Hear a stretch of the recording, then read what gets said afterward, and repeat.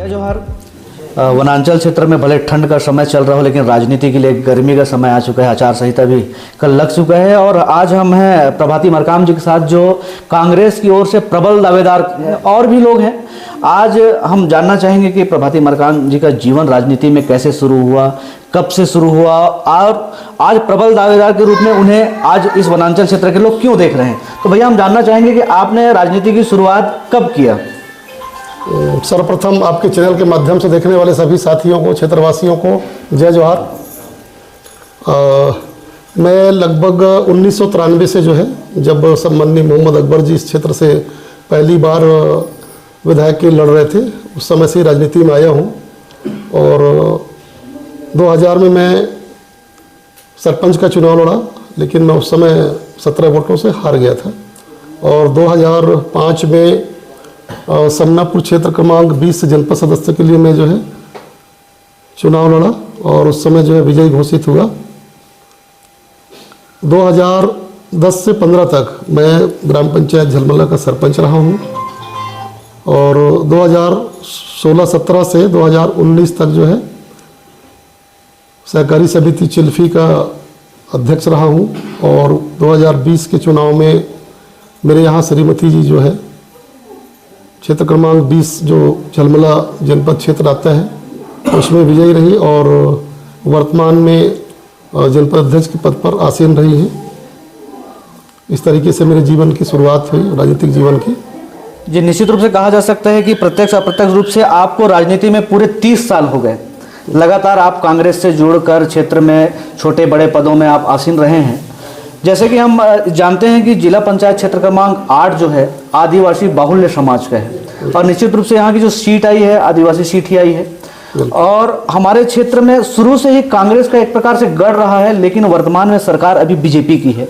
तो कहीं ना कहीं इसको आप किस ढंग से चुनौती के रूप में देखते हैं। देखिए, क्षेत्र तो कांग्रेसी रहा ही है, लेकिन इसे मैं अपने व्यक्तिगत रूप से ये मानता हूँ कि जिस तरीके से क्षेत्र में आम जनों के बीच जो हमारी पकड़ है, जो लोगों के साथ में जो हमारे व्यक्तिगत जो संबंध है, मैं उसको मेन आधार मानता हूँ। और ये वर्तमान में अगर सरकार है तो मैं उसे चुनौती नहीं समझता। निश्चित रूप से एक अच्छी बात है, क्योंकि लंबे समय से आप इस क्षेत्र में अलग अलग ढंग से चुनाव लड़े हैं, तो आपके लिए जाना माना क्षेत्र है ही और सब लोगों को आप जानते भी हैं, सारे लोग भी आपको जानते हैं। आपके जीत के बाद इस क्षेत्र के लिए ऐसा विशेष सोचे होंगे, जैसे आपने बताया कि आप जनपद लड़े, आपने पंचायत लड़ा, जनपद अध्यक्ष भी रहे, अब जिला की ओर जा रहे हैं। तो जिला की ओर जाने के बाद सबसे पहले इस क्षेत्र के लिए आप बड़ा क्या सोच के रखे, ऐसा कौन सा निर्माण कार्य होगा या ऐसा कौन सा काम होगा जो ज़्यादा लोगों के लिए ज़रूरत है, ज़्यादा डिमांड है, वो कौन सा काम पहला होगा आपका। देखिए, मैं वर्तमान में सबसे बड़ी चीज़ तो ये कहना चाहूँगा कि खारा से लेकर चिल्पी तक जो वनांचल की जो लाइफ लाइन एक सड़क मार्ग है जी। और अभ्यारण्य क्षेत्र आने की वजह से अभी वर्तमान में मंत्री जी के द्वारा उस कार्य को प्रारंभ करा दिया गया था।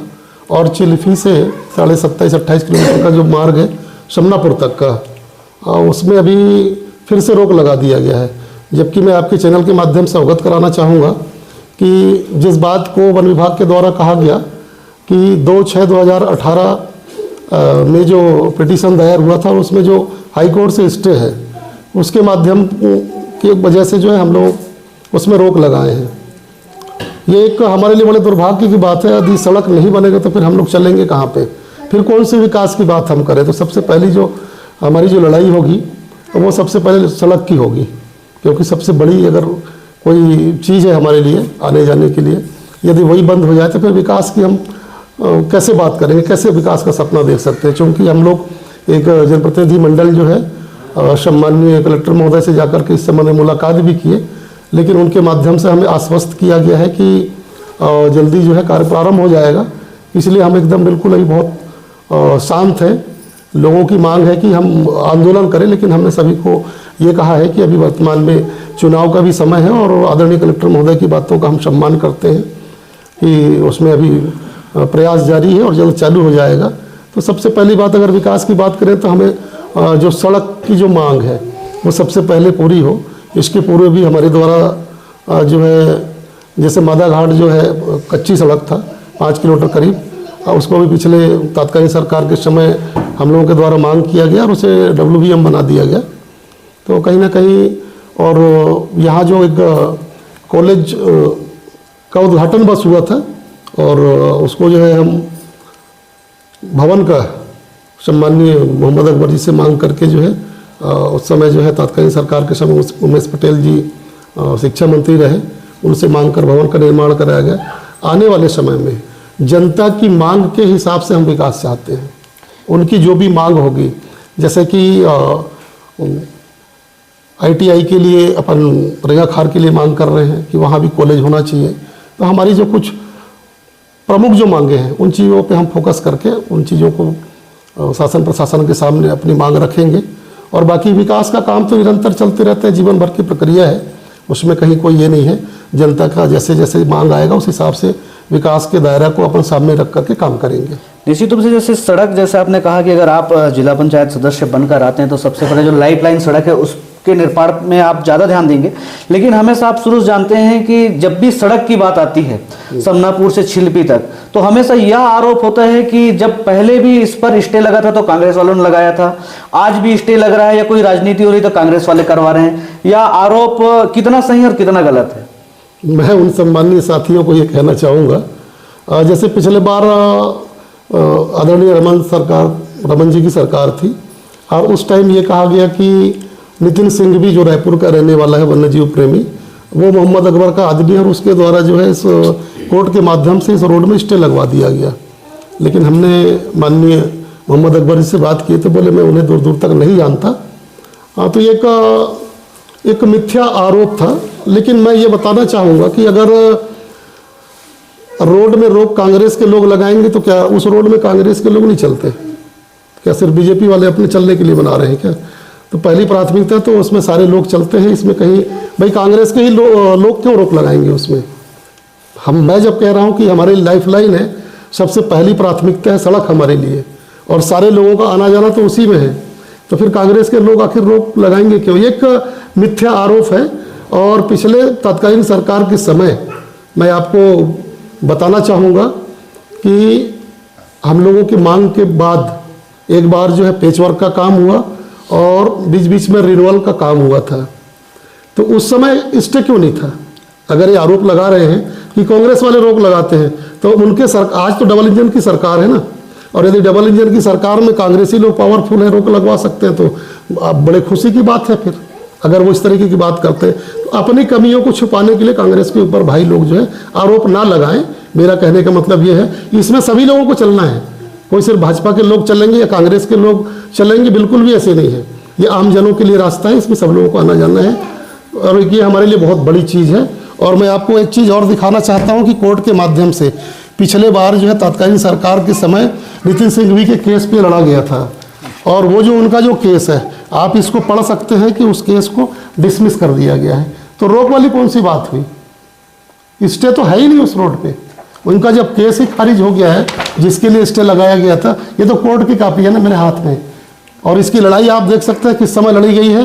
ये तत्कालीन सरकार के समय लड़ी गई है, और सारे अधिकारी जो है सरकार के निर्देश पे वहाँ जाके अपने तथ्यों को रखे हैं और केस खारिज हो चुका है। तो फिर कांग्रेस के लोग कैसे मतलब उस रोड को रुकवा रहे हैं? निश्चित रूप से सही कह रहे हैं। लेकिन आप अभी जस्ट चुनाव से पहले अभी काम बंद हो चुका है, मैं सुना हूं कि सड़क का काम बीच में चालू हो गया लेकिन पुनः बंद हो गया है, तो ये बंद होने के कारण को आप किस नज़र से देखते हैं? जब बीजेपी रहती है तभी ये सारा चीज़ रोक लगता है, तो मैं आरोप किसके ऊपर लगाऊं? चलिए, पिछले समय भी रमन जी की सरकार थी तब रोड में रोक लगा, इस समय भी उनकी सरकार आई है तब रोक लगा है, लेकिन तत्कालीन सरकार के समय फिर कैसे काम हो गया जब स्टे लगा हुआ था? मैं इस बात को पूछना चाहता हूँ भाइयों से। दूसरी बात रही कि जैसे राजनीति के जानकार लोग कहते हैं कि वनांचल क्षेत्र के जो ओबीसी और सामान्य वोट हैं वो कहीं ना कहीं उनका झुकाव बीजेपी की ओर ज़्यादा है, और लगभग हमारे जिला पंचायत क्षेत्र में 30% से अधिक ही हैं ओबीसी वोटर और सामान्य मिलाकर सभी मिलाकर। उसे आप किस दृष्टि से देखते हैं? उनके लिए क्या बातें हैं आपके लिए?